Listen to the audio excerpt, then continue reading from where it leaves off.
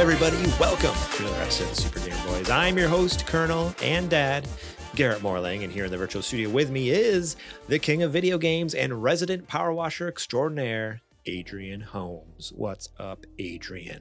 See, it gets easier the more you say it, right? You didn't even have to think about it this time. It just flowed out of you. After last week, I was like, I felt so foolish that I sat down and I, in fact, didn't play any flashcards. I didn't play any games last week because I just spent the whole time doing flashcards. I have a little app that I was using on my phone to learn Japanese. I just made a bunch of flashcards. It's just like power washer extraordinaire on one side. Now you can say it in Japanese too. Yeah, I can say it in Japanese as well. It's great. Not true. That would be awesome. Imagine if I just intro the whole beginning of the episode in Japanese one time. I mean, if you stick with the program you've been doing, one day you could. One day. Yeah, I'm day one. Let me look. What does my app say? 160 days on Duolingo. Do you feel like you're actually learning though? Yeah, I mean, I've slowed down a little bit because I originally, when I first started out, I was doing like a ton of lessons like every day, just getting super deep into it. And then I got to a point where I'm like, I don't know if I'm actually like retaining this. So then what I started doing is like maybe only doing like a couple lessons a week, and then doing just like the exercises to help you like work on things you've already like previous lessons. And what's great about the exercises is they don't just like focus on the new lessons you did. All of a sudden it's like going back to like something from the very beginning. I'm like, oh, I haven't done this in a while. Shoot. Okay, let's see if I can remember this. And so thought that wouldn't be back, huh? Yeah. So just focusing on doing a lot more like review stuff, intermixed with new lessons. I was like, and I think it's helping me kind of learn the stuff I have learned a little better, like cementing it a little more than just like blowing through all the lessons and be like, I've done it all, but I know any Japanese now. Yeah, exactly. So yeah, it's been fun. The alphabet is something I'm rusty on. That's something where, again, I went through all the lessons and learned all the hiragana, all the katakana, but I got to the end and then they don't have a review. They don't really have a good review in Duolingo for the alphabets, only for like vocabulary and phrases and stuff like like sentence structure and whatnot. And so, but I found an app, a different app that where you can just do like alphabet review. Like it just shows the character, like, all right, what it is. It's basically flashcards. So like I haven't started doing that, but I really need to do that because when I was learning it, I'm like, oh yeah, I can read hiragana perfectly. I can read katakana. I figured it out. Just drop me in Japan. I'll figure it out. Yeah, I don't know what it means, but I can read it. And then but now it's been like 2 months since I did those, and I'm like, yeah, I don't know if I could read some stuff, but not as much as I should be able to. So I'm like, all right, I need to get those flashcards and keep like memorizing the alphabet so I can actually read the things, because a lot of Duolingo too is like it's teaching you Japanese word, but it's a lot of times it's using just American English characters, the normal our alphabet. And it's like that's not really helpful. Like I'm learning how to speak Japanese that way, but I'm not learning how to read Japanese. It's a process. It's a crazy language to learn. So I understand it's not going to be something you just learn overnight. But at the same time, it's like, oh no, that's this. It's been 160 days, and yeah, it's crazy just to look at it and be like, I've learned a lot, but at the same time, I've learned very little. You're looking at a couple of years, good buddy, before you're totally, proficient, child level at it at least. Right? Yeah, that's what I was going to say. Child level, even after a couple of years. If I was doing like lessons like every day and studying for like 4 hours a day, maybe in a couple years I'd be like, pretty decent. But at the rate I'm going, I'm going to be like a 3-year-old. I mean, that's which makes sense. I do 3 years of Japanese, and after 3 years, I'm at the 3-year-old level. That makes perfect sense. So I guess that checks. But you don't have the brain of a 3-year-old. Well. I have a 3-year-old. Did I speak too soon? My youngest Griffin is 3 years old. To be honest, we think a lot alike. Okay. No, just kidding. I'm kidding. I don't know if you are. No, we are definitely very different. He is absolutely just insane. Since he's turned 3, his birthday was back in August. Boy, it's been a roller coaster. His personality starting to show out. Grown tremendously, and he's extremely stubborn and strong-willed, which I know is like common with a lot of 3-year-olds, but I guess with Shepard is very different. Shepard was very chill, very laid back, very whatever. Griffin, on the other hand, is like, I don't know. I don't want to eat the vegetables. Like, yeah, if he says no to something or he wants something, like it's his way or the highway, and it's straight up just like, oh man, it's been tough. I'll just leave it at that. It's been tough. You're better than me, man. I can't deal with that. Like a lot of times we're just like, what do we do with them? I don't even know like what to say, like how to. It's yeah, a little crazy, but we're figuring it out. He's still alive and we're still alive. So that's all you can ask for at the end of the day. We're not doing good. Well, we should probably talk about some video games. People came here that might help to hear about my Japanese lessons and my 3-year-old. Then well, that's super later, boys. They come here for That's us. a different show. That's all a different show. Yeah. Today we're going to be talking about Naughty Dog's bad choices, PlayStation Plus getting some free B movies, and that's like the letter B, not like BEE. If they put the B movie on there, generous. If they put the B movie on there, that'd probably save it. But they're putting B movies on there. You like jazz? And Nintendo putting an end to 3DS and Wii U. But first, let's give a quick shout out to our Patreon producers, Bumble Smash, Eddie Martin, and Kajoma01, and our Super Gamer sponsors, Julie Bates and Mama Mare. If you want to be awesome just like those folks, stay tuned.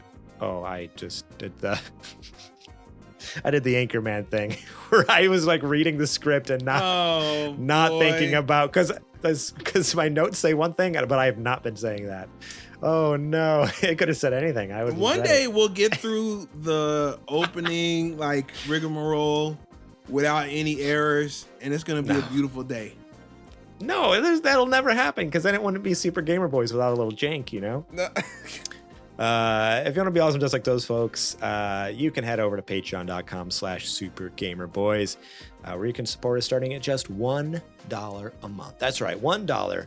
You get episodes early and ad-free for the entire month. That's right. So you get this show after recording tonight. You'll get it straight to your inbox. Listen to the MP3 or watch this video VOD, which will be available at both. We stream it on Twitch and YouTube, but it'll be available through the YouTube VOD there for you.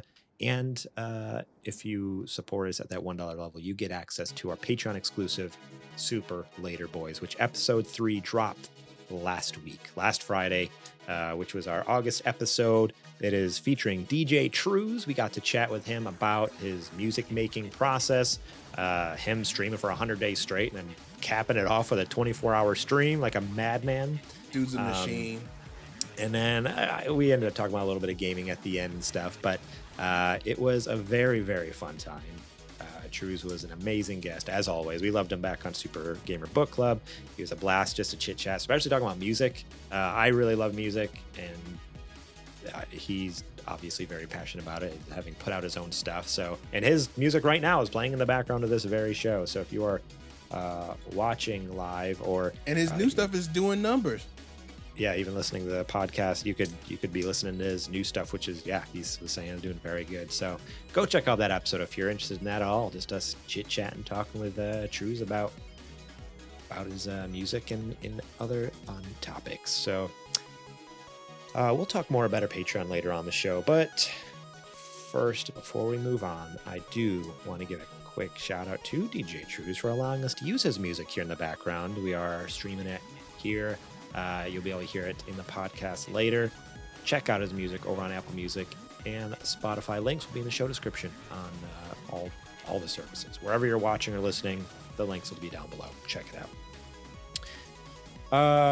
I think it's time to check the mail, actually. So let me go ahead and boot that bad boy on up. Super Gamer Bot.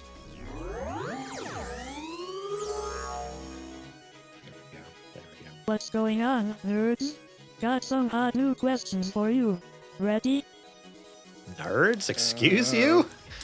Excuse you? I think we're just going to have to accept the fact that whatever unit that we ordered of GamerBot, maybe it has like that, I don't know how you put it, like a some kind of, you know how like Ultron, when Ultron became sentient.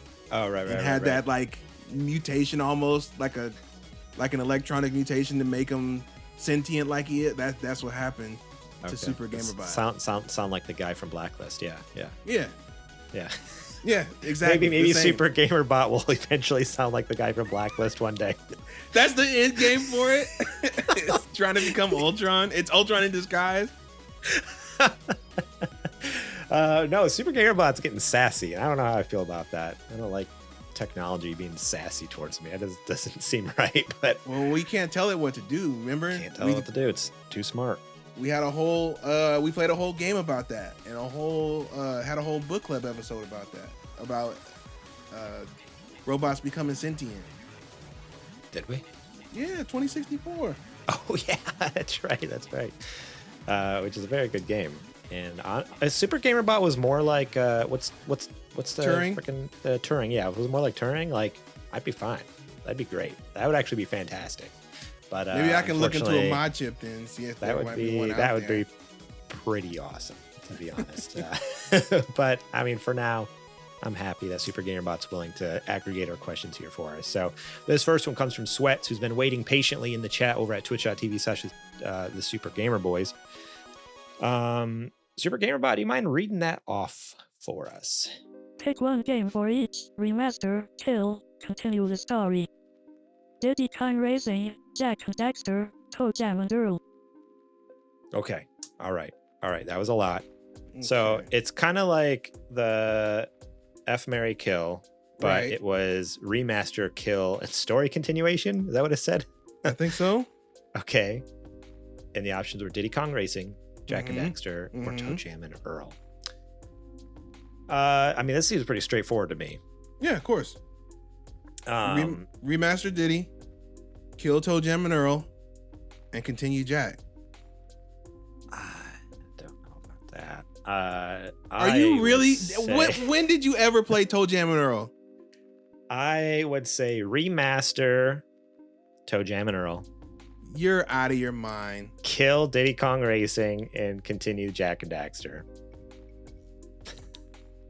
Nobody played Diddy Kong Racing. Nobody played. There's a reason. You're trying to get me. Was there ever a sequel? You're trying to get me. Was there ever a sequel to Diddy Kong Racing? Yeah, there was one before Rare got bought. It was called Donkey Kong Racing. It got canceled. That's not the same. What are you talking about? And it never came out. Because Rare got bought. There's prototype footage on the internet. Hang on.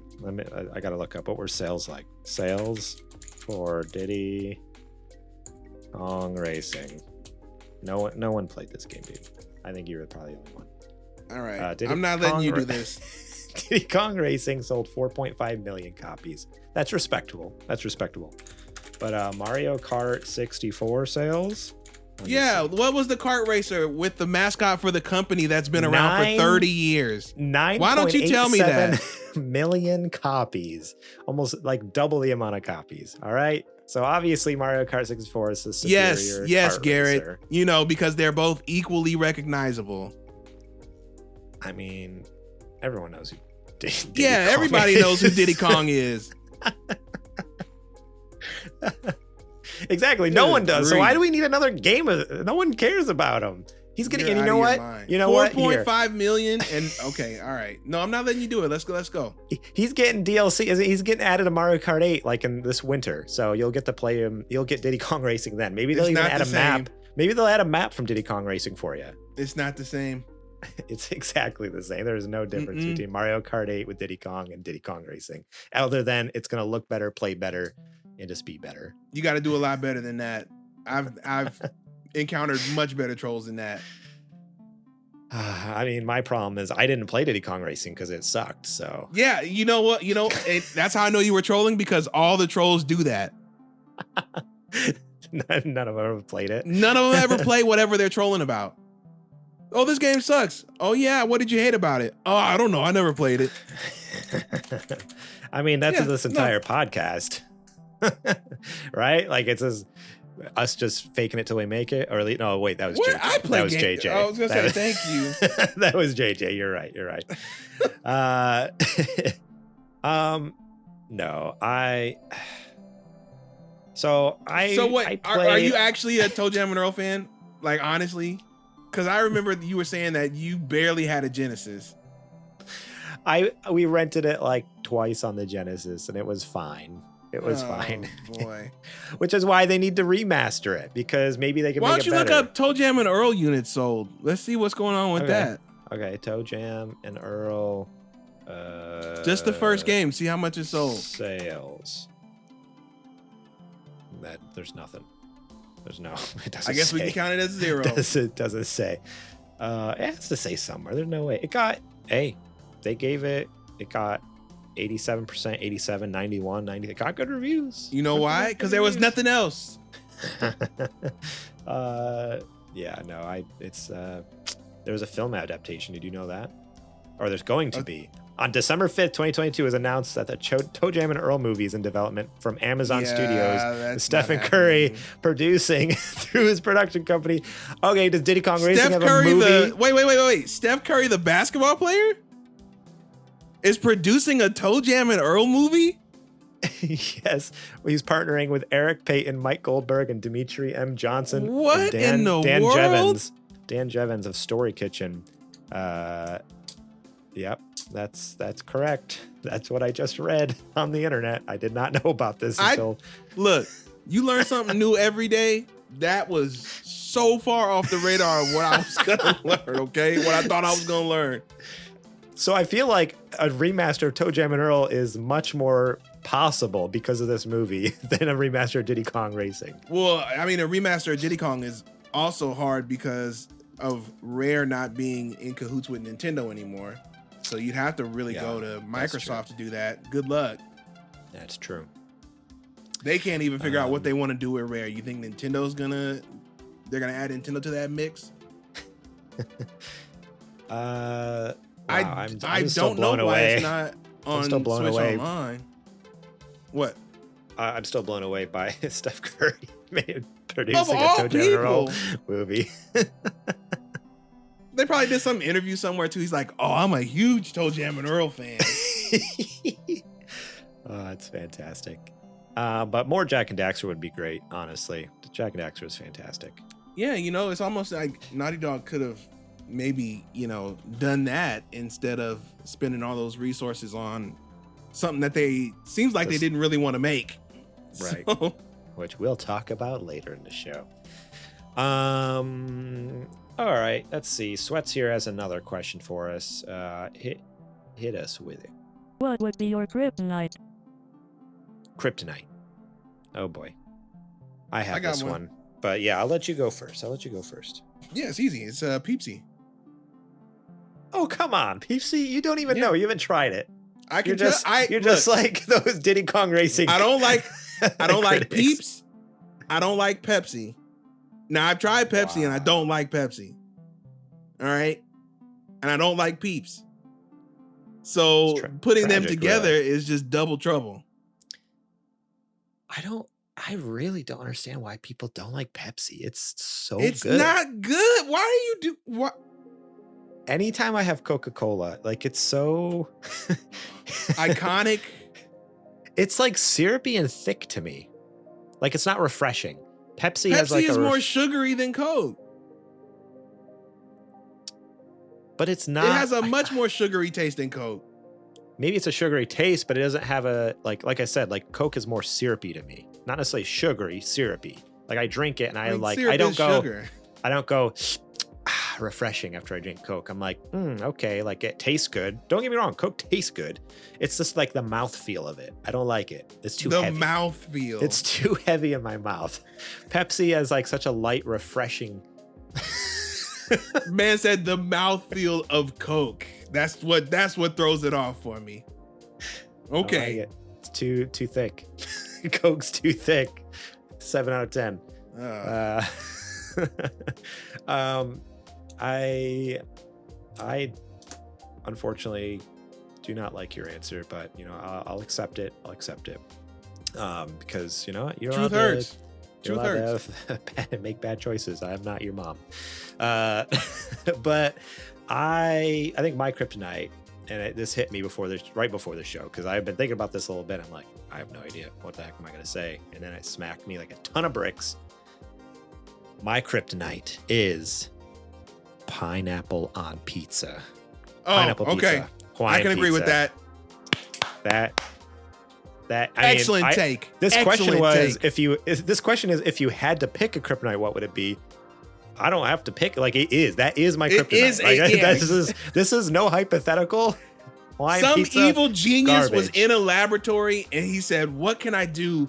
I hate humanity so much. How can I get them out of here? And he said, I got it. I'll take two good things that would be awful together. Yeah. And I'll make propaganda to make people think that it's good. Right. And it worked. There are It's people horrible. out there who think pineapple on pizza is good. So I was at one of my nephew's birthday parties recently, and all right, I'll say his name. Toby, we all know him, previously Patreon supporter, fan of the show, longtime listener, my brother-in-law. He ordered so many Hawaiian pizzas for this party. He's not your brother-in-law anymore. And honestly, after that, nope. That's an act of treason. And honestly, like, I was shocked because he knew I was going to be there, and he still ordered so many. Granted, he did order me a couple. He ordered more than one? Oh, there was like 6 pineapple pizzas, maybe 1 or 2 pepperoni. No, that's a and then, challenge. like, That's a challenge. He wants to fight. There's like a couple cheese, and I'm like, If you at least there's okay, a pepperoni wait. here, but why is there so many Hawaiian? It's horrible. That's what I was going to ask is what was the ratio? Because it should be about 70-30. It should be 70% pepperoni, 30% whatever else other pizza. He had 3 different flavors. Like I said, pepperoni, cheese, and Hawaiian. And it was like 50% Hawaiian, and then the other 50 was split 25-25 between cheese and pepperoni. I will never understand cheese pizza. Yeah, right? Don't get me wrong, cheese pizza tastes good, but I mean, why get pizza at that point? Like, what's the point? Like, pizza's not Pizza's the point not of pizza. It's not, well, it's already not good for you, right? In the first place. Right. So if you're going to eat melted cheese on bread, you might as well put something else on top of it. You're not saving calories by not eating the vegetables or the meat or whatever. You're already eating melted cheese. You're just eating a sad pizza. On buttery bread. Put the vegetables on there. Put the meat on there. Put whatever on there.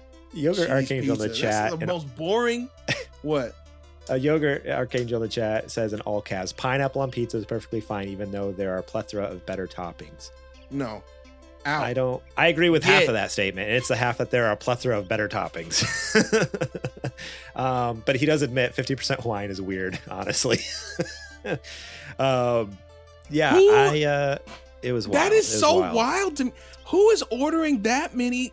Okay, how many pizzas was it total? 8 pizzas. 8 pizzas. Ish, around there. Because if I'm remembering correctly, it was like, it was a stack of like 4 Hawaiian and then like 4 others, but it's split between a couple pepperoni, a couple cheese. Okay. It's wild. That is cool. No, that should have been 6 pepperoni, 1 cheese, and 1. Maybe, I'll give you 5 pepperoni. 5 pepperoni, maybe, 2 cheese, 1 pineapple. Maybe we need to do like a Super Gamer Boys court. Have him on a pot, like his episode yes, of Super he needs Later to be Boys marshaled. He needs to be tried for this crime. Try him for the crime he's committed. Good night. Yeah, that's everybody's kryptonite. I don't even know if I can let you have that as an answer. That's just like common knowledge kryptonite. That's not your specific one. That should be human kryptonite. But that's the sad thing is it's not. It's not. I know. So there's some wild people in the world. Yogurt Archangel says barbecue chicken. Not You're right bad. about that. Barbecue not chicken's bad. good. Not my favorite. Up you. Buffalo chicken, also very good. Like also not bad. Like a tier above barbecue chicken. Barbecue chicken's very good. Buffalo chicken's very, very good. They're not my favorites, but if somebody ordered them, I would not have a problem with eating it. Not bad. But you just can't go wrong with just good old classic pepperoni, And I don't know what pizzeria he got these pizzas from. Because most pizza I've gotten in California is coming from New York, not been as good as like a good New York pizza. But this pepperoni that I had from this place, incredible. Like on par with a good old New York slice. So honestly, it was a great pizzeria. It was a great pizzeria. And I don't know why he wasted it on Hawaiian, but go ahead. Here's how you can tell automatically if it's a good pepperoni pizza or not. I'm gonna ask you this, and you should know from memory. When you opened the box and looked at the pepperonis, were they flat or were they like this? They're a little curled with the grease a little bit in there. Okay. A little bit of grease in there. Now we're talking. That is the hallmark of a good pepperoni pizza. If it's got flat pepperonis, it's just regular bargain bin, common man pizza. If they use might as well be a frozen curly, Jack's pizza. Might as well. If they use old world pepperoni that curls up and has that little tiny drop of grease in, it's a little crispy because it curls. Yes, because the top parts up. get closer to the heating element in the oven. Yeah, 100%. Man, that is a pepperoni pizza. How could you look at something so delectable as that and go, no? And be like, I prefer pineapple and ham. Oh my soggy pineapple and ham. That's the worst part about it. It's like the pineapple puts off too much juice and the ham has too much juice in it too. And it's too salty. The ham is too salty and too thin. It's always thinly sliced ham. No thanks. Boy, we are gonna get a lot of hate on this episode. I don't care. I can feel it. I don't care. My pizza sense is tingling on the back of my neck and the hair standing up and yep. I could just, Kajoma's going to be in here kicking the door down. I care not for the opinions of heretics. FBI, open up. I'm not afraid of them. Oh, man. We should do this last question real quick here. Oh, yeah. I think it'll be pretty quick because you guys will know when you hear it. Here we go. Here's a question from Penguin90. Super Gamer Bot, go ahead and read that to us, please. What is your favorite book to read? And that's why it's a short question, because I was telling Adrian before the show, it's probably been a good 10 years since I've read a book. Gonna be honest. I've skimmed books. I've started books. But really sat down and read a book. It's been a long time. Well, books come in all shapes and sizes. That's didn't necessarily say a novel. That's true. And I have read quite a few graphic novels and mangas lately. So can that be my favorite book to read? You have to read it to interact with it. Yeah, that's true. I think the most recent, my favorite, I'll do this. Yeah, my favorite series that I've started up so far, that's a graphic novel, not a manga. I've been really enjoying the mangas I've been really reading lately, but a graphic novel that I don't know if I've ever really talked about on the show before is it's based off of the McElroys' The Adventure Zone. They have the Adventure Zone graphic novel. It's a comic book version of adaptation of their podcast, and it's fantastic. It's so fun. Their humor is already top tier, and then just to have visuals to all these things that you just pictured in your head before, like the story that you heard through their D&D podcast, and just visualize. It's oh no, okay, now I can I don't know. It's just with any live action adaptation where I've read this book and now they're making a movie of it. Okay, what was the author's intent with how they thought this looked or whatever, or how they interpreted this compared to what I did? And it's kind of the same thing with a graphic novel. You have this picture in your head and then you see this graphic novel that they're making. Oh, this is a lot of fun. And obviously they've added more jokes and more stuff in there because they didn't want to make it just one for one. So it's a really fun series. I think they have I have it back there on this shelf. I think they have 5 books out maybe so far, because they have in the podcast, it's the Balance Arc, it's called. There's I don't remember how many stories within it, but there's 6 or 7 different chapters or whatever. I forget what they call them, but they're essentially books or chapters. So so they're a good way through the main story, but yeah, go check them out. They're really good. They're a lot of fun.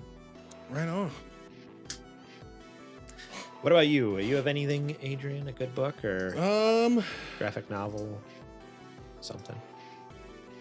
Audiobook? I don't know if it's technically an audiobook. Technically audiobook. That's a book. Just it's audio though. The only audiobook that I think I've ever listened to top to bottom was the Harry Potter series, because the British author for it is really not author, narrator or reader for it is really good. His voice fits like the aesthetic for it, of course, because he has that accent. Right. As far as books though, I actually let me see.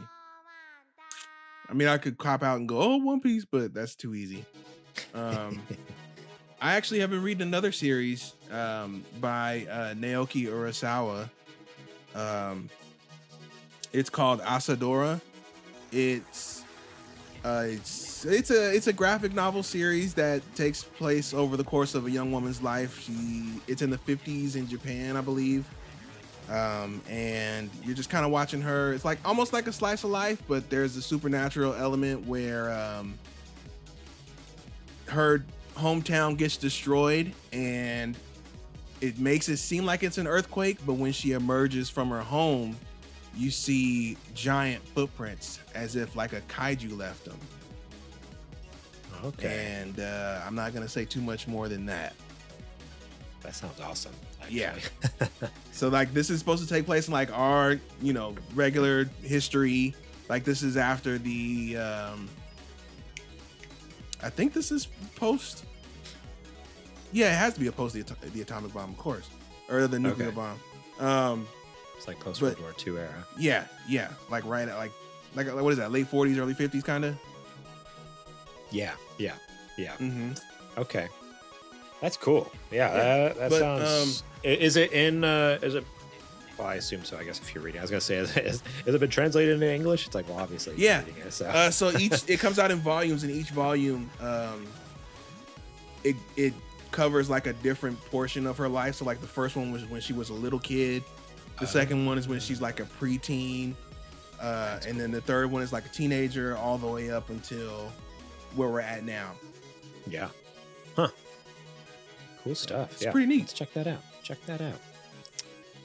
All right. That is it for the mailbag. Thank you all so much for writing in, Sweats and Penguin. And if you want to be a little helper and have your questions read on the air and hear our ridiculous answers, write them in anywhere you can get a hold of us on social media, to our email, or what's the last thing? Discord. I'm blanking. supergamerboys.com/Discord. You can join our Discord. It's completely free. Hang out with us throughout the week. And we have a channel there where you can submit your questions. We very much appreciate that. So, all right. I think it's now time for Nerdy Nudes. It's now time for the Nerdy Nudes. That is right. Nerdy Nudes never fails. Boom. Here we go. Our news stories. This first news story coming to us from Grace Benfell over at GameSpot. Speaking of GameSpot, I post about it in the Discord, but TikTok has a cool feature where you can see people who look at your profile. One Tam from GameSpot, Timur Hussein, checked out our profile. He didn't like anything. He didn't follow us, but I was like, whatever video he saw interested him enough to go to our profile. I'm like, that's pretty cool. I don't know which one he watched. Maybe he watched, because we've been putting out a lot of TikToks lately with clips from the show. So I wonder if it was maybe like the quote one, our favorite quotes from video games or something. I mean, it's possible, but that one hit a lot of people. But yeah, I was like, that's pretty cool. Oh, did it? That's pretty cool. All right. So yeah, this first news story comes to us from Grace Benfell over at GameSpot. The Last of Us Part 2 remaster could be on the way. Just exactly what we were all begging for. According to a developer's LinkedIn profile, Naughty Dog is working on a remastered version of The Last of Us Part 2. As spotted by a couple eagle-eyed Reset-era users, the experience timeline of Mark I'm going to butcher this name, and I'm so sorry. Pajarillo, led outsource artist at Naughty Dog, listed this note: responsible for overseeing the production of all outsourced environments, art assets, weapons, and interactive props for two iconic titles, The Last of Us Part 1 and The Last of Us 2 Remastered. The mention of The Last of Us 2 has since been removed from the profile. Pajarillo worked on The Last of Us 2 as an environment artist during its original production. Obviously, this is hardly an official announcement, so details like a release date, price tag, PC release, or even whether it actually exists is unknown. It's only been just over 3 years since the original version came out. It's also unclear whether this will be attached or affiliated with the upcoming multiplayer Last of Us game, which stay tuned for a little news about that. Additionally, Last of Us Day came and went in September without any news. Shocking. This find comes just after reports that 25 contract workers were laid off at Naughty Dog. Last of Us director Neil Druckmann recently confirmed that he is writing and directing a new title, but no details have been revealed, though some fans believe they found hints in the Last of Us remake. So yeah, the kind of part 2 to this story is Naughty Dog's troubled The Last of Us multiplayer spinoff reportedly, quote unquote, on ice amid layoffs. Okay. Naughty Dog has reportedly suffered a round of layoffs, with the troubled Last of Us multiplayer spinner said to be on ice. The Sony-owned studio, which is home to some 400 staff, is laying off at least 25 developers, Kotaku said. Most of the people affected are quality assurance contractors who are seeing their contracts cut short. According to Kotaku, full-time staff are not affected. Naughty Dog will reportedly not offer severance to laid-off staff, who Kotaku said are expected to work until the end of October. According to the site, Naughty Dog staff are being pressured to keep the news quiet. IGN has asked Sony for comment. The Last of Us multiplayer spinoff, according to Kotaku, basically on ice, although it's not completely canceled. Right, we'll see. This tallies with a May report from Bloomberg, which said the quality and long-term viability of the much-anticipated Last of Us multiplayer game had come into question, and as a result, a small group remains on the project while the company reevaluates the direction. Basically, it's dead in the water. Is what I would say. We know many of you have been looking forward to hearing more about the Last of Us multiplayer game, Naughty Dog said at the time. We're incredibly proud of the job our studio has done thus far, but as development has continued, we've realized what is best for the game is to give it more time. Our team will continue to work on the project as well as other games in development, including including a brand new single-player experience. We look forward to sharing more soon. We're grateful to our fantastic community for your support. Thank you for your passion for our games. It continues to drive us.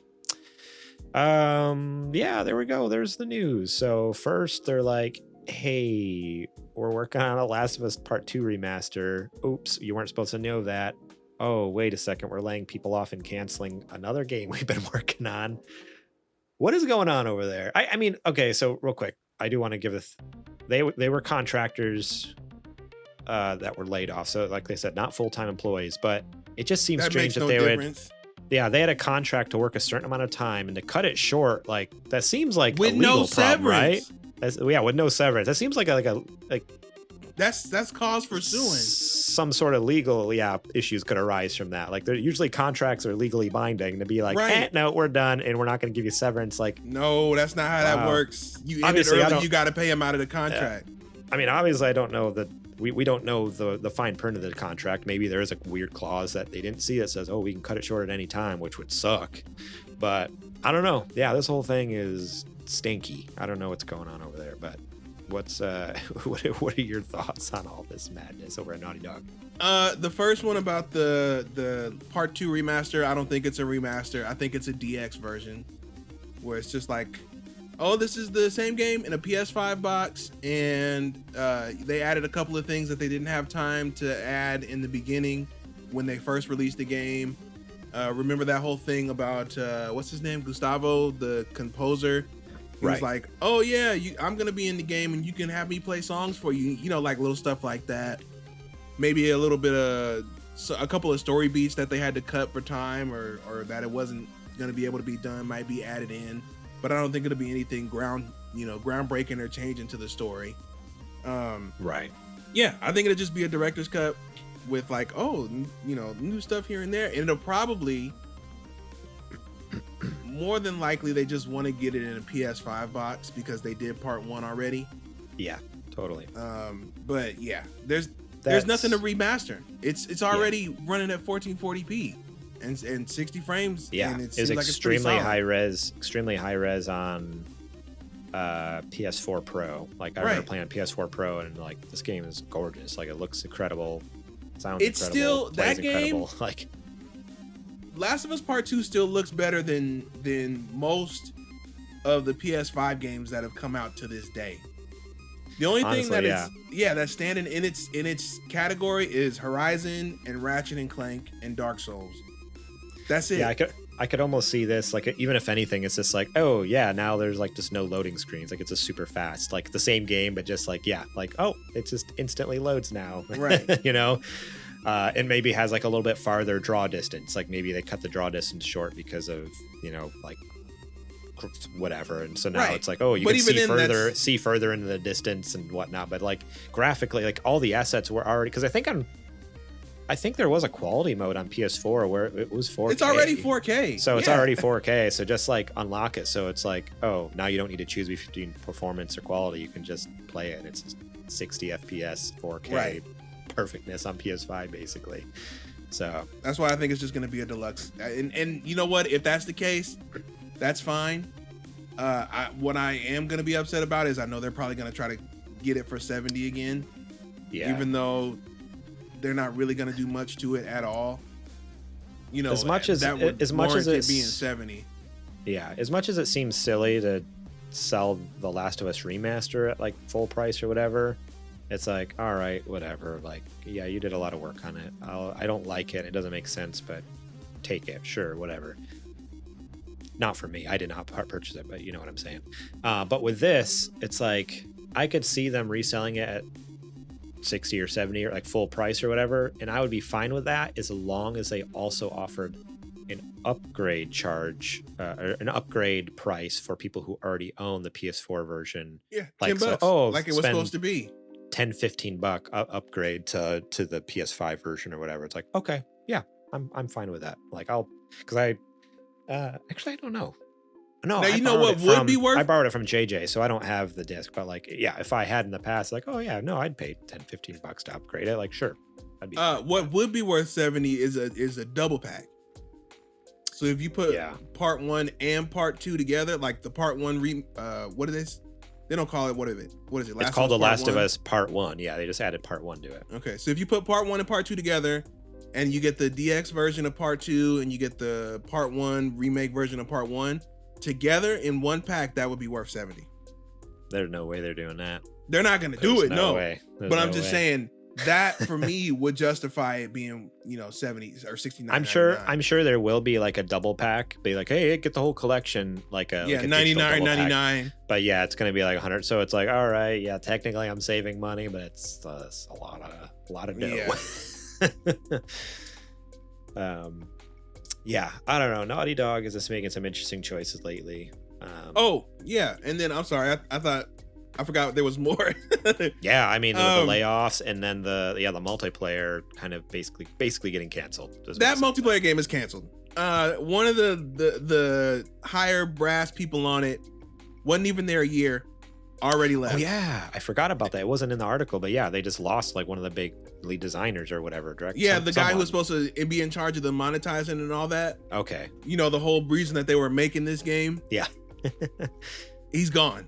So yeah, this ain't. Bungie already said that they didn't like what they saw when they looked at it initially. That's the whole reason they got pushed back in the first place. Right. And now here we are.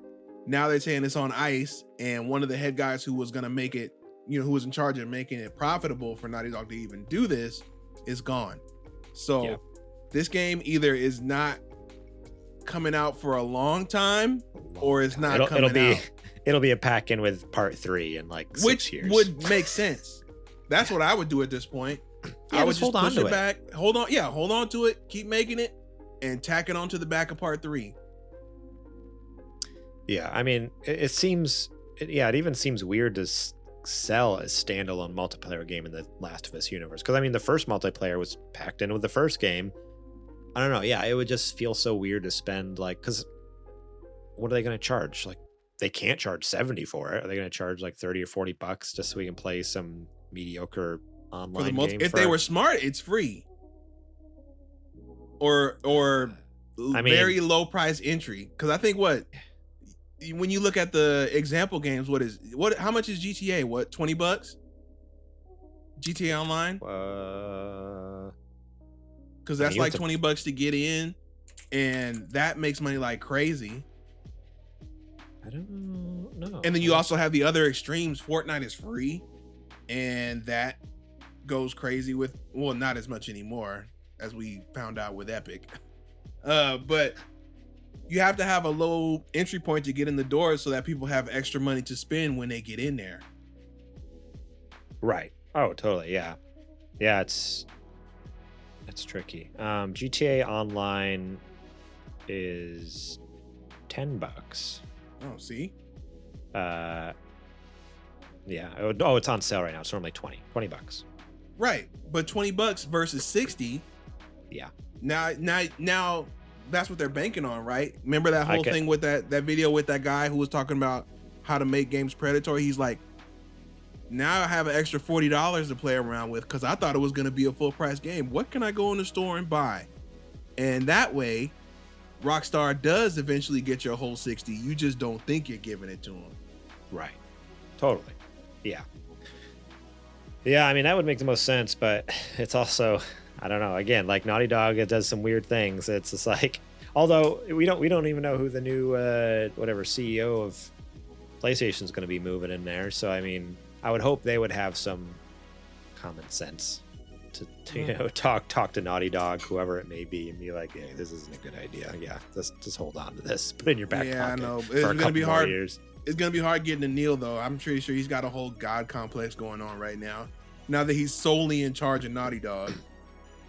Yeah, I mean, he's in charge of Naughty Dog, and he just had this super ultra successful Last of Us TV show, and he's kind of riding on cloud 9 for the last couple of years. He's thinking, I'm untouchable right now. Which that's just what he needs, is a good kick in the pants. I was gonna say, I don't know if I would hold that position if I were you, because it seems like these days anybody could be ousted. The CEO of Unity just got ousted for that boneheaded move that he's tried to start with it. Well, so, I mean, technically he left himself. That's what it says. Oh, okay. He left. I can probably read you the note that they wrote, or the press release. We wish him all the best in his future endeavors. And then on the back, it has the actual note that they wrote to him: "Leave or die." Screw this guy. Oh man. Yeah. Yeah, man. Wild. I don't know. Naughty Dog is it's weird because it's so, I can't say it's unlike them because we don't know what they're like behind the scenes. But as far as their public facing persona, this is definitely the most out of character that we've seen them, or that we've heard about them acting in a long time, if ever. So if that's what we're hearing out there, I can't imagine what's going on the inside. It's probably chaos. Yeah, I don't know. Hard to know, hard to tell, but hopefully they get things straightened out over there, and hopefully they have something to show off soon, because it's been a couple years now where they keep talking about this secret single player experience and this multiplayer game, and with nothing to show for other than some concept art of the multiplayer game that's now not happening. So it's like, all right, well, what's the deal with the single player game? Like, let's show us something. It's been 3 years since The Last of Us Part 2. We should at least have like a concept art. All right, here's something for us. Like, I don't know. Like, well, I was reading something that the rumor is it's a fantasy game, which would be interesting from them. That would be very interesting. I don't know if we're talking high fantasy or if we're talking modern day fantasy. It's Forspoken too. They probably would have made a really good Forspoken, actually. Oh yeah, I think it would have been much better if they made it. Probably. Man. All right. Let's move on to this next news story. PlayStation Plus Premium and Deluxe subscribers are getting a movie library perk. That's right. PlayStation Plus Premium and Deluxe subscribers can look forward to a new movie-themed perk as part of their membership. As part of the Bravia Core app being rebranded to the Sony Pictures Core, which will be a brand new app on the PS5 and PS4, Sony has announced several changes to the program that has begun rolling out. PS5 and PS4 owners can download the Sony Pictures app from the Media tab, and from there, PS Plus Premium and Deluxe members will gain access to a curated catalog of up to 100 Sony Pictures movies that can be streamed on demand. This catalog will be ad-free and updated periodically. Includes movies such as Looper, Kingsglaive, Final Fantasy 15, Elysium, and Resident Evil Damnation. That's interesting. I actually didn't know about these movies. Those are not terrible movies. They're not great. Are you trying to salvage this? Looper is a good movie. That's about it. Looper was an okay movie, I'll be honest. Additionally, Sony Pictures Core members will be able to buy or rent select movies during an early access, exclusive early access period as part of their paid subscription. Gran Turismo, the Neil Blomkamp directed movie that is loosely inspired by the true story of Jan Mardenborough, the teenage Gran Turismo player who went on to become a professional. All right, we get it, Games. Who is this? GameSpot. We get it. Is currently available through the Sony Pictures Core in the US, Canada, Australia, and New Zealand. What? The Sony movie about the Sony game made by Sony is on a Sony streaming service? No way. I need to double check it, I guess, because it says this. It says it's exclusive, but I could have swore I saw it on Amazon Prime to rent. It cost a lot because it's like the movie premiere thing, or like $30, but I'm pretty sure it's like they're saying it's streaming exclusively on the Sony Pictures, but I don't think that's true. I'm pretty sure I just used my Chromecast the other day. Maybe, I don't know. There will be more benefits added in time, like curated anime content that Sony says it will share more details on at a later date. This is just the beginning, and we plan to evolve the offerings and benefits of Sony Pictures Core over time, including a selection of hit anime content from Crunchyroll. We're looking forward to more exciting things to come, so stay tuned. Why? Yeah, you already own Crunchyroll as an app. Just what do you? Right. What? Okay. What are you doing? So at the beginning of the show, I mentioned that they're adding a bunch of B movies. It's because I was referencing there was someone. I guess you can see it now. I didn't mean to do that, but here it is on the stream. I just showed you. There's a Reddit post on r/PlayStation Plus, and this says, "Look like those price increases were worth it." Obviously, this is sarcasm, but it has like someone loaded up the PlayStation Core app on their PlayStation. And it says movies included with PlayStation Plus. These are free movies that you get. 30 Days of Night, Dark Days, 6 Bullets, The Sixth Day, all the King's Men, Anacondas, Appleseed Alpha, Arena, Art of War 2, Attack I Block, Baghead, Barney's Version, like all these like just movies that were either bad or you've never heard of before. It's just like, what is this wild selection of movies that they're trying to sell this new service with? Like, it just doesn't make any sense. I gotta tell you, this is more incentive for me to not renew my PlayStation Plus next month. I am not to be like, you know what? Decision. I don't need any PlayStation Plus anything. Okay, I'm just gonna play my single player games, and sit down somewhere. Yep. Yeah, 100%. This is just a wild decision. Especially not even you're being generous with B movies. They're like seasoned down on average. This is like, yeah, this is just a wild decision. Like I'm not opposed to adding this service and allowing people to add it optionally. Like, hey, an extra $5 to $10 a month to have this access, great. But to increase your prices and then add this as this, like, this was part of the plan the whole time. It's like, well, first off, I doubt it was. And secondly, we didn't ask for this. Like, I didn't even know this service existed before. I don't want to pay more for something I don't want. Like, I don't know. It's just so stupid because it just doesn't make sense. Like, why are you adding a movie service to PlayStation Plus? I don't need that. I don't want that. Nobody asked for it. Give me backwards compatible games. That's what I want. A bigger backwards compatible games lineup where I can play PS1, PS2, PS3 games on there. That's what I want. Honestly, would have easily paid money for that.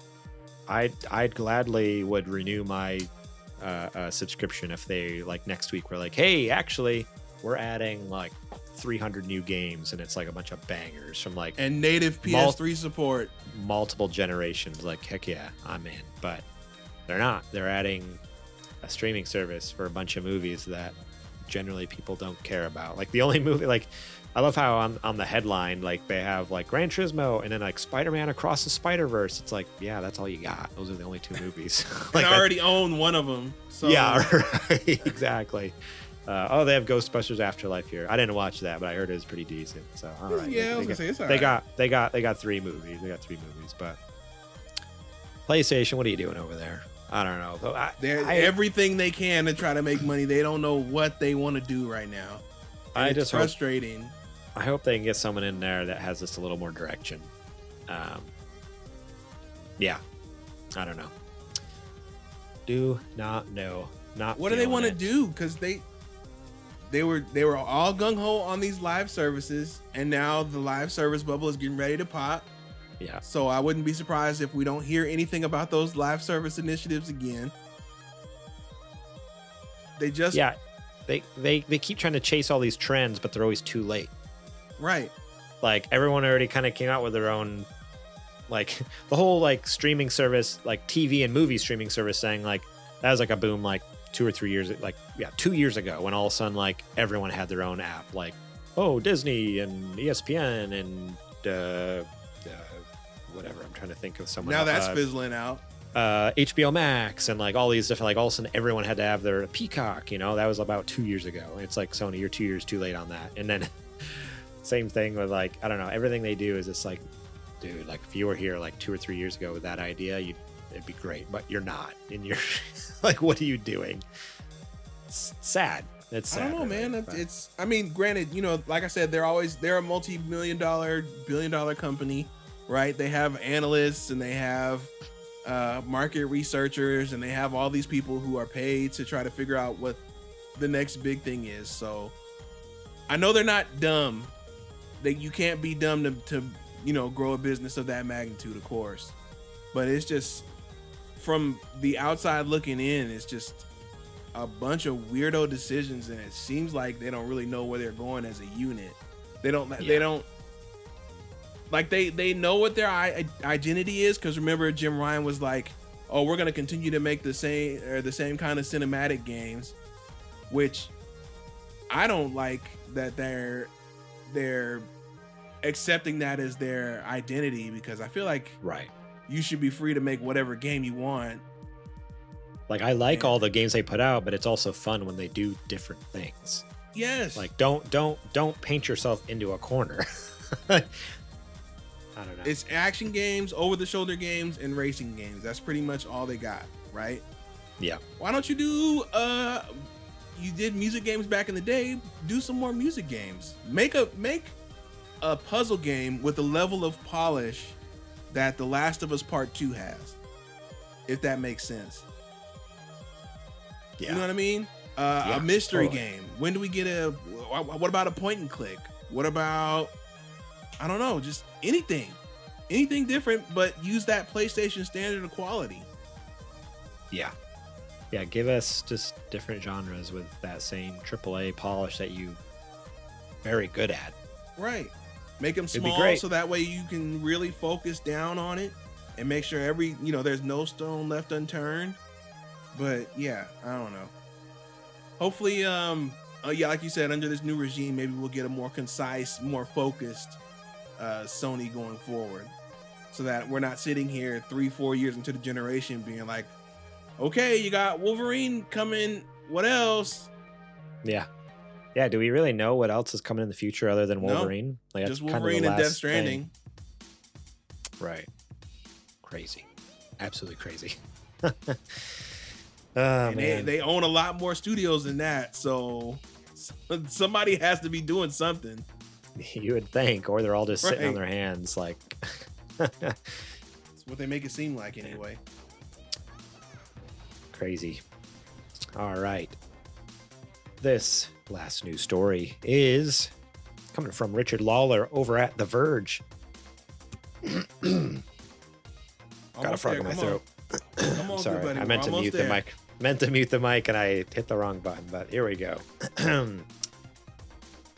This last news story coming from Richard Lawler over at The Verge. Nintendo's Wii U and 3DS online services will shut down in April. Rest in peace. Keep reading, go ahead. Oh, okay. Next spring, Nintendo will shut down the online services behind nearly all of its 3DS and Wii U software, affecting multiplayer and other connected features. According to Nintendo, this also includes online cooperative play, internet rankings, and data distribution. News of this April 2024 shutdown follows the return of online features for the Wii U versions of Mario Kart 8 and Splatoon. which had disappeared between March and August while Nintendo dealt with a vulnerability related to online play. One service that will continue operating for now is Pokemon Bank, the cloud storage service that launched in 2013 with Pokemon X and Y. Although you may want to transfer that collection to the newer Pokemon Home setup, the gaming offline is still possible. Also, this FAQ from Nintendo says that players will be able to download patches and re-download games purchased from the eShop for the foreseeable future. eShop sales of Wii U and 3DS games ended in March of this year. So there's no specific date listed for the shutdown yet. Nintendo's FAQ also mentions that if an event occurs that would make it difficult to continue online services for Nintendo 3DS and Wii U software, we may have to discontinue services earlier than planned. And Spot Pass features are also going away, but Nintendo says that Street Pass links between 3DS family systems will continue to work anywhere you can find someone else who has one, even after these servers go away. Well, yeah, it's built into the hardware. Basically, they said, we're going to put this back up, and we're trying to leave it till April. But if y'all hack it again, it's over. It's done. We're going to give you a chance for a few more months, but don't screw this up. Right. This is sad. I mean, I know 3DS has been around a long time. Like, it's an old system, so I'm not mad at them for it necessarily. Like, it makes sense, but it's also like, I don't know. Yeah, it's the end of an era, you know? It's the end of an era, yeah. Some may say one of their best. The 3DS, one of their best systems. That's what some may say. I say it's an excellent system. It's not the DS. Okay. Not, it has an excellent library, of course, but when you put it up to something like that, that's a tough act to follow. The DS is a tough act to follow. I mean, you're talking about hits and hits and hits and hits and hits and hits and hits, and 150 million consoles sold. But 3DS definitely held its own. Yeah.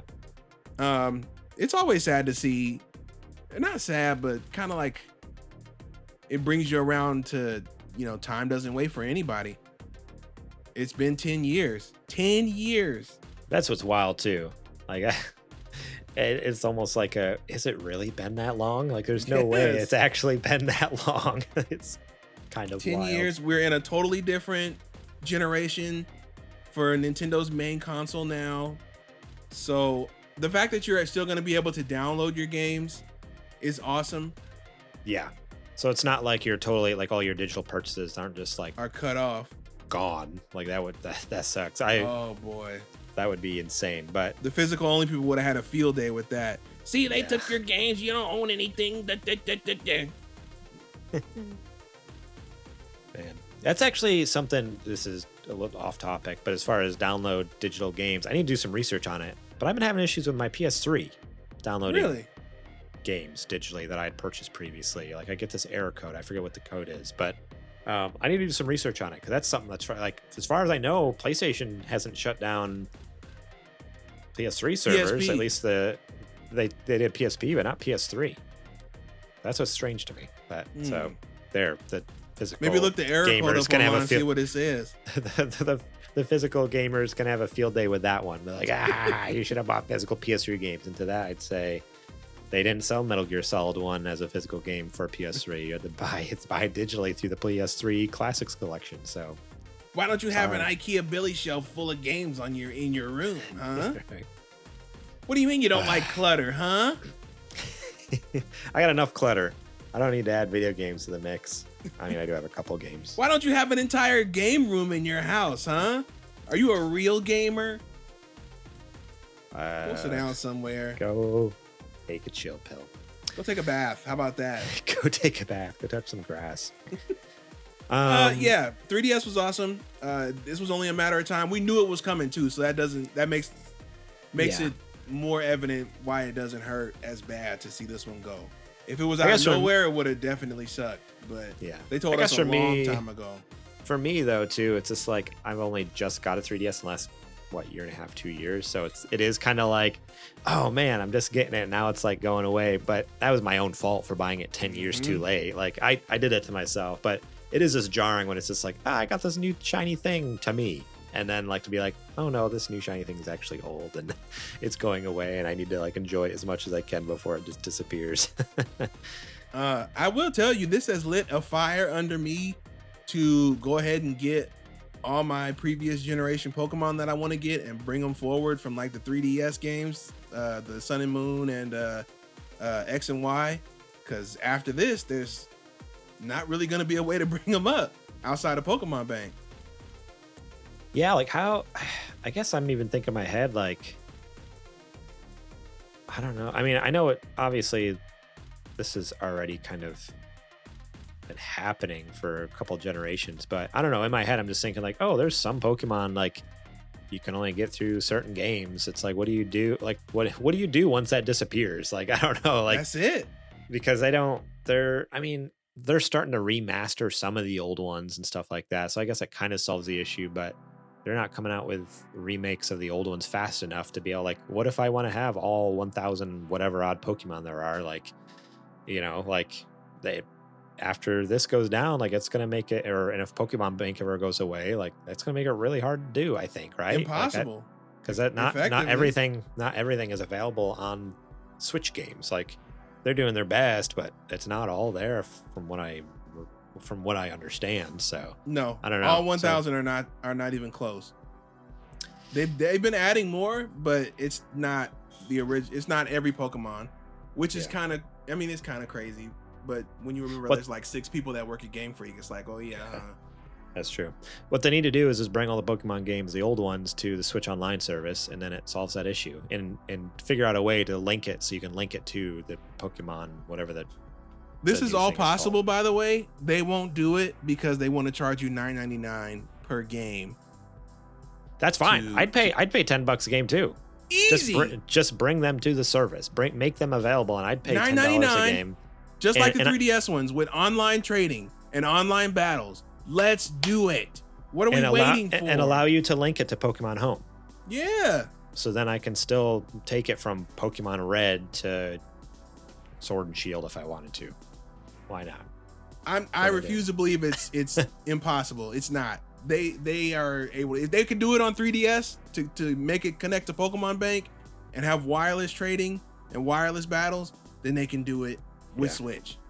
Just make like you were saying before with The Last of Us, make a DX version of like all the different old Pokemon games. So red, blue, green, gold, silver, whatever, crystal, like just make them all, like DX versions with online capabilities, and boom, you're set. You're good to go. Put them all in a pack. Or just re-release like Fire Red and those ones basically, because they all they're pretty much remakes of it. Yeah, put them all in a pack. $60, done. Here, boom. Take it. Roasted. Come on, Nintendo. What are you doing over there? Just wasting all this potential. Sad. They're like, sir, we are making money hand over fist. You know how many people bought the Mario movie? You know how many people are getting ready to buy Mario Wonder? We're good. We can put Pokemon on the back burner. Ooh, I can't wait I hope you talk about Mario Wonder in the next segment. I might. Okay. All right. Well, with that's the last news story.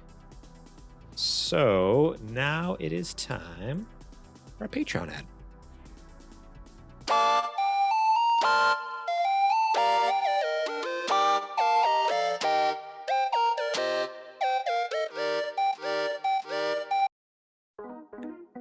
All right, that is right. We are here in the ad.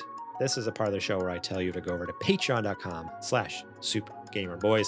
That's right. You can support us over there starting at just $1 a month. $1. You get episodes early and ad-free, such as this show, as well as Super Later Boys that you can get exclusively through Patreon, only through Patreon. $1 each month. You get all that content for you. So like I said, early access, ad-free. You don't have to hear this bit. And then, the exclusive Patreon shows, which we, as mentioned before, we're a little bit behind, but we just put out August on Friday. Plan on getting out the other 2 by the end of the month for you. So we'll be all caught up. Don't worry. You'll get all your sweet Super Later Boys goodness. There's also the $5 a month tier where you can get the show notes early. You can see what we're going to be talking about. Leave your own questions, comments, concerns, thoughts right on the show notes that I use each and every episode. That's right. You can see what we're going to talk about before it even happens.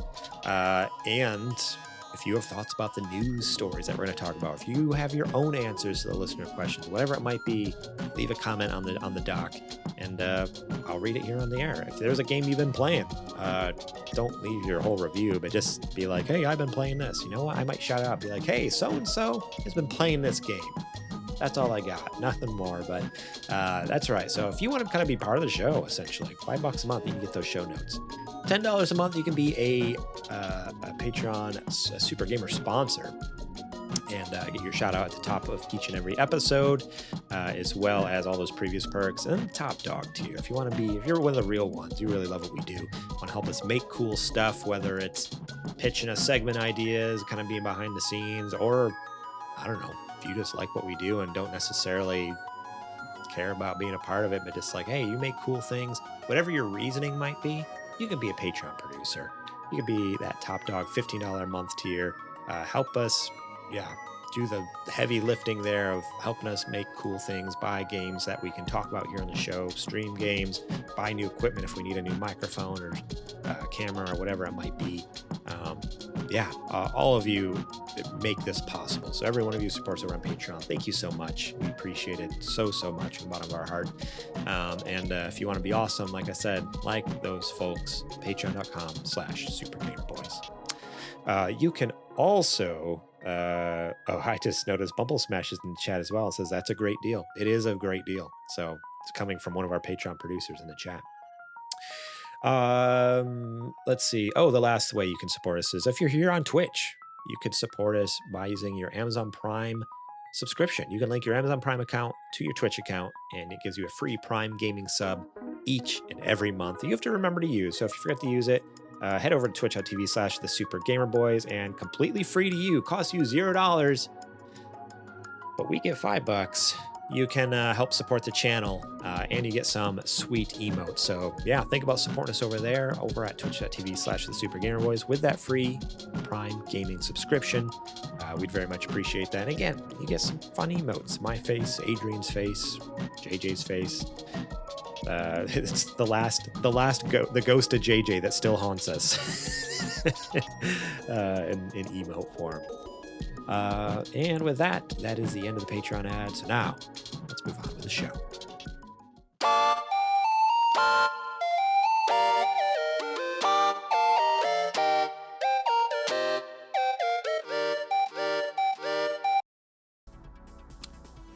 All right, ladies and gentlemen, it is now time for that segment called Whatcha Playing? Adrian. Yes, sir.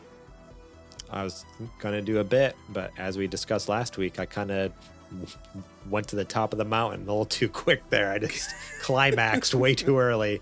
And so my question for you is, what are you playing, kind sir? A simple question. No, nothing else attached to it. Just what you playing? What have you, I just said it in a funny voice. What have you been playing? That's my new bit, is I just say it in a funny voice. Couple of things, actually. I have been getting real cozy with my 3DS lately, in lieu of the news of everything getting ready to wrap on up here for it. Been playing a good little bit of Dragon Quest 8. I found that, I just realized that there is actually a patch for that game that you can install if you have modifications on your device. So the version of Dragon Quest 8 that's on 3DS is a port of the PS2 version.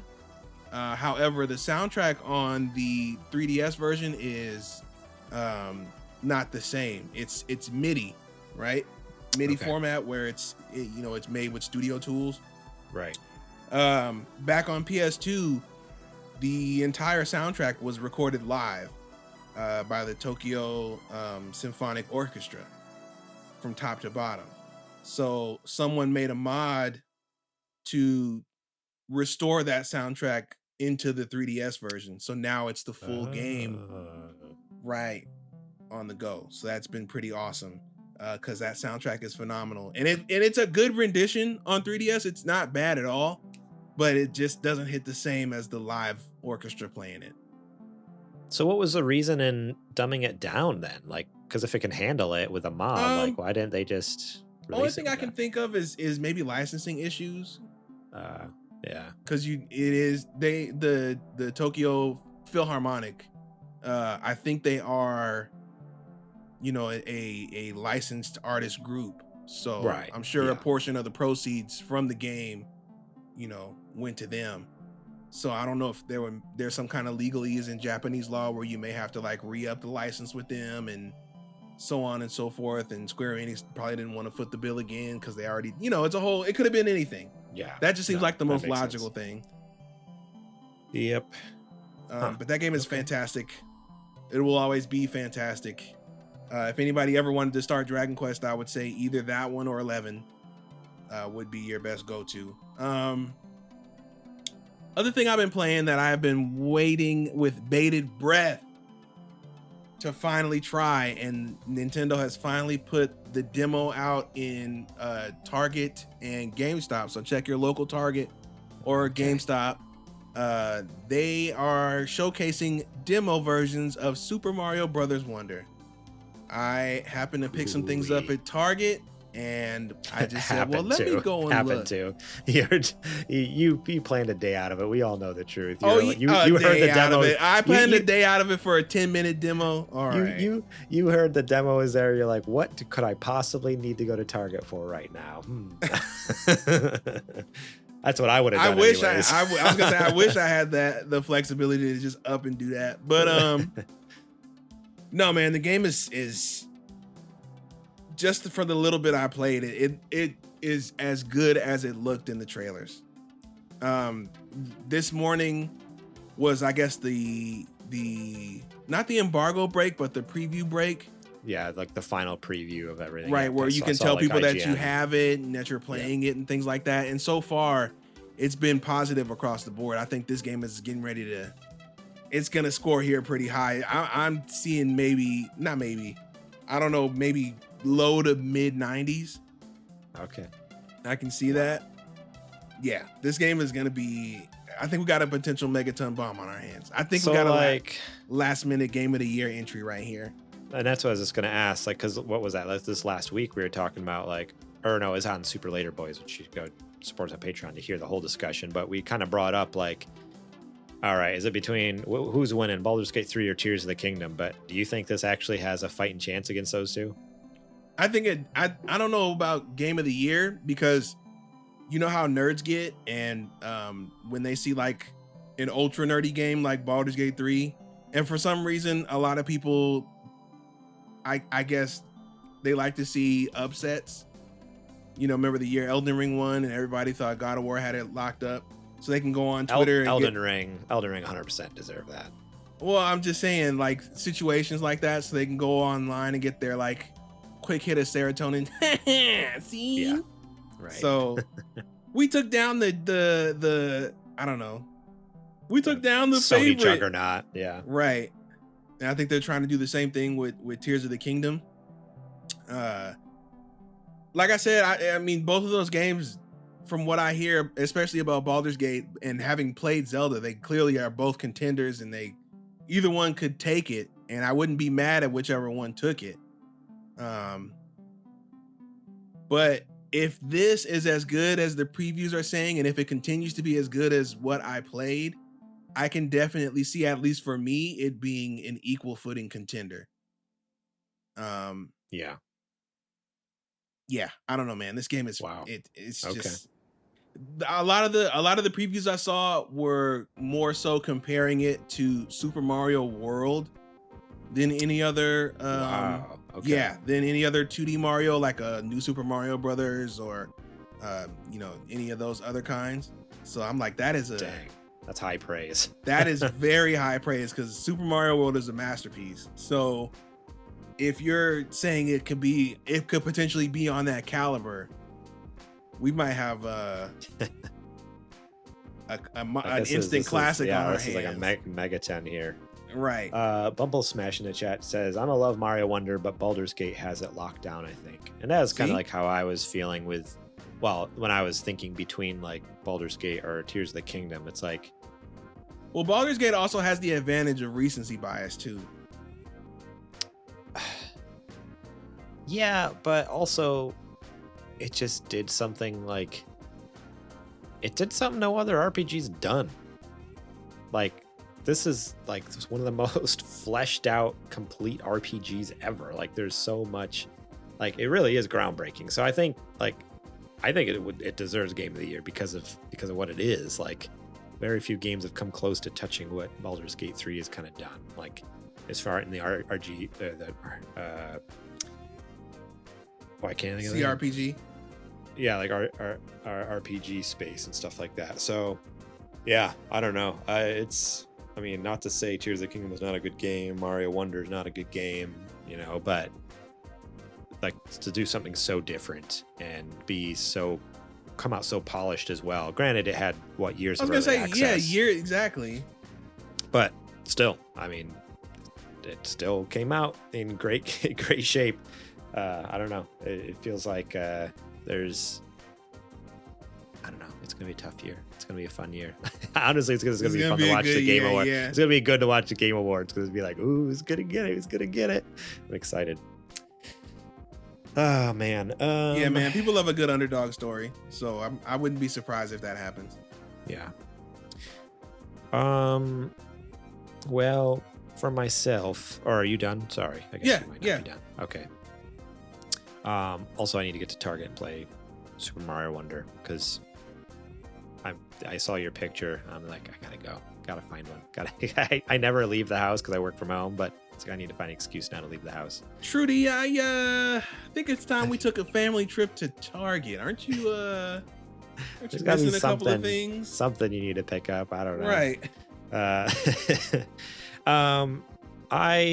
This last week I've not been playing a lot of games. It was a very busy week between recording our shows, you know, because we did a Super Later Boys episode and having other like personal events going on.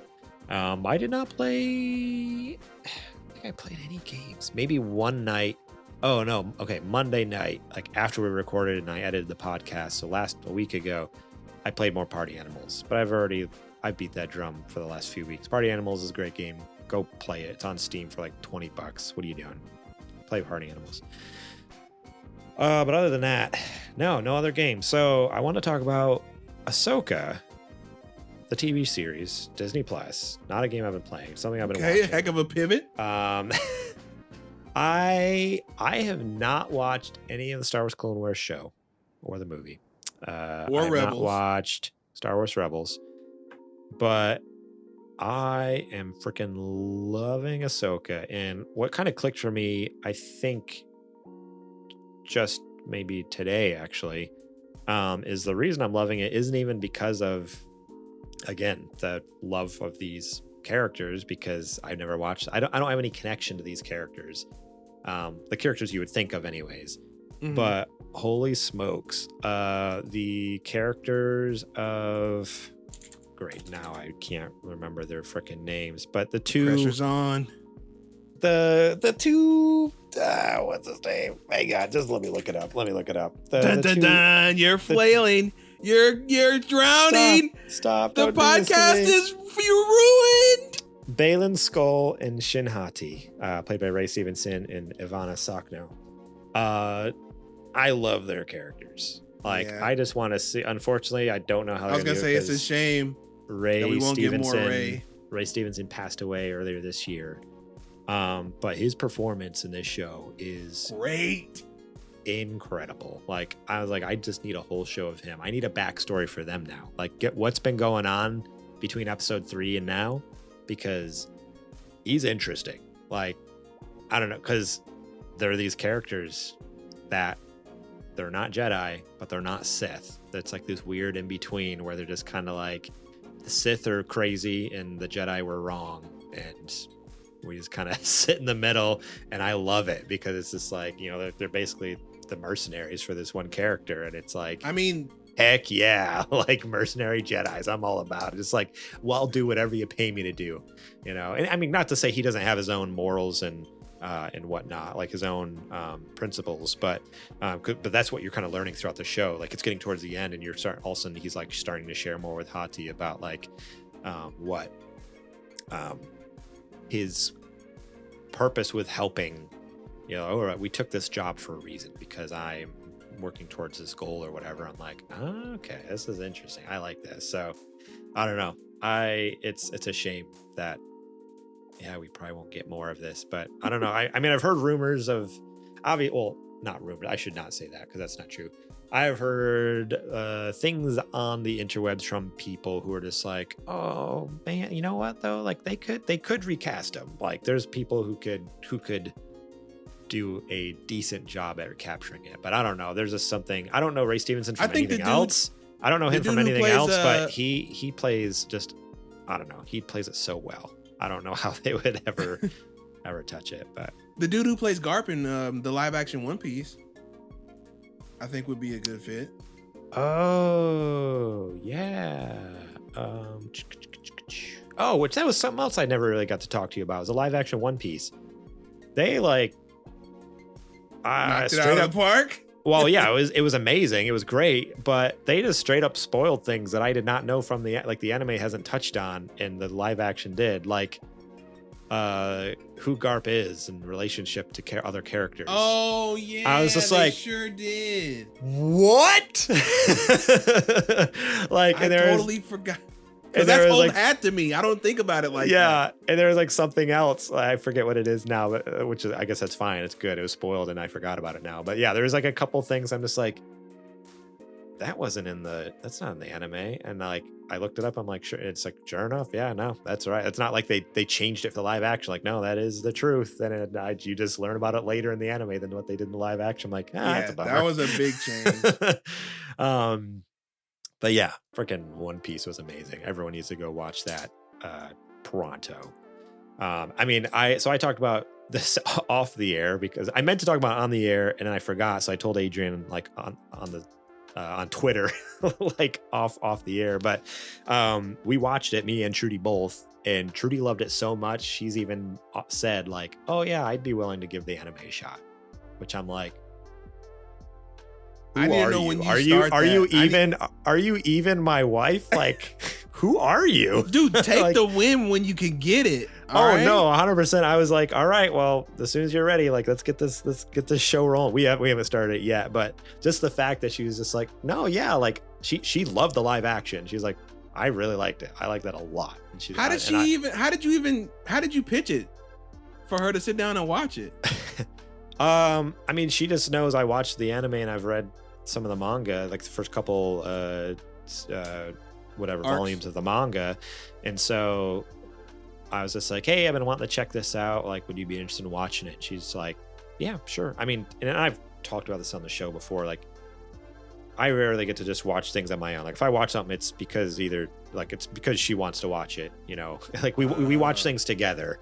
We don't have a TV in our, like, we kind of like, there's a TV out in the garage, but that's shared space with other family members. We live in a big house with family. So there's a lot, most of it's all communal area. But recently we got a projector for our room, like a little cheapo one, like $50 off Amazon just to project a little picture on the wall. And so we've been able to watch some shows now, like just us, instead of, you know, sharing it with, you know, having to go out. Everybody else in the house. Everyone decide what we're watching kind of thing. And so, yeah, it's been, yeah, it was just kind of me being like, hey, like, I've been wanting to watch this. Like, would you be down to watch it? She's like, yeah, sure, I'll check it out.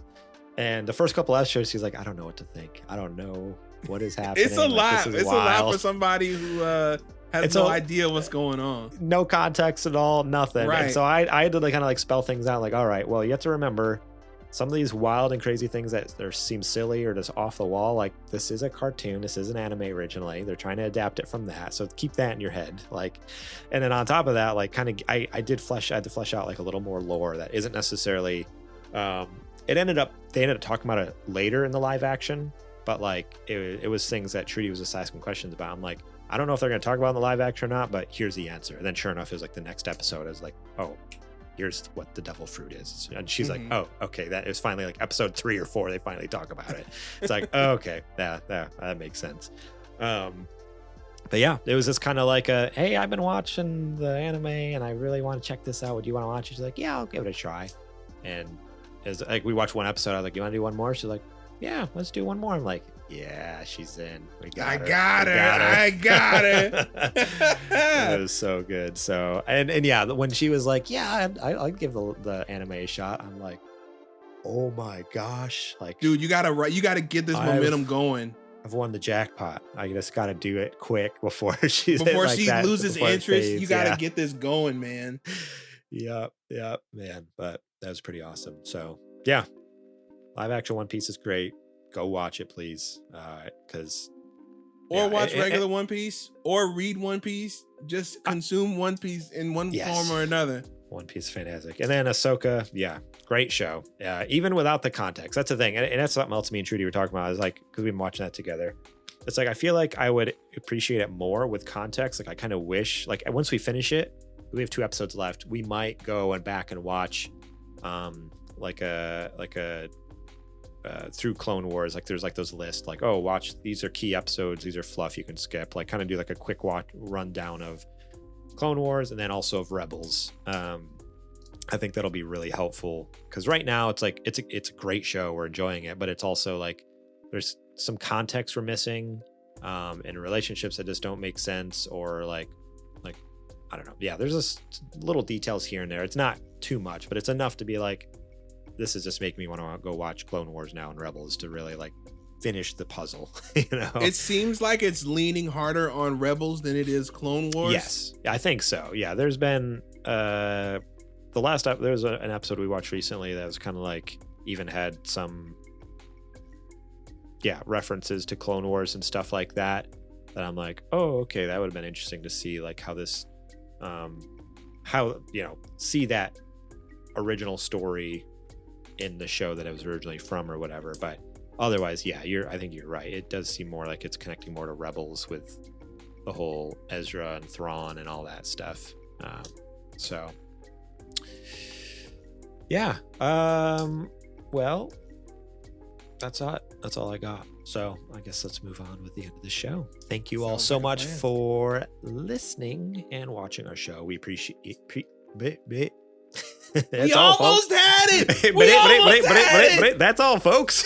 No! I'm in here like Porky Pig. I can't finish my freaking sentence. Thank you for watching and listening to our show. We appreciate each and every one of you. We would hope that if you love what we do, you take a second and share it with a friend. Go ahead and shoot that link over to someone. We'd appreciate that. Or if you really love what we do, go ahead and support us over at patreon.com/supergamerboys, where you can support us starting at just $1 a month to get episodes early and ad-free. Bumble Smash says, I was glad I was here for that. You're welcome. Oh, man. What's funny is like, that happens a lot, and I never edit it out. That's how I roll. I leave it in there. It's way more fun. Just people see how much of an idiot I am. Support us on Patreon. We love all you supporters and hope that we can get some more of you. Join us. Join our cult. Whoa, hold on now. Bumble Smash is one of us.